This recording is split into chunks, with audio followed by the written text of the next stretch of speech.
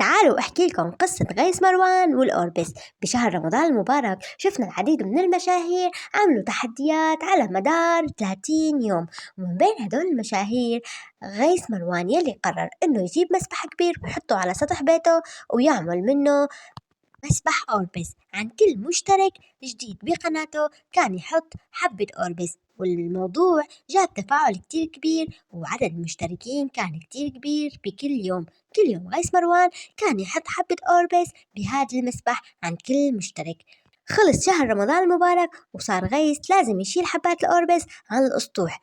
جاب شركة تنظيف وطلبوا مبلغ كتير كبير منه. الموضوع إنه غيث نطر حتى تطلع الشمس وتنشف حبات الأوربس ويصير تنظيفها سهل، بس يلي صار عكس هذا الشي. نزل المطر وصارت حبات الأوربس تكبر مع المطر، هذا الشي خلى يصير تسريب بسقف البيت عند غيث مروان، والناس صارت تكتب له إنه هاي بسبب إنك عملت هذا التحدي، وإنه هاي نتيجة التحديات يلي ما مجربة من قبل. وسارة بيّنت إنها كتير معصبة، وإنه التسريب صار ينقط على البيت.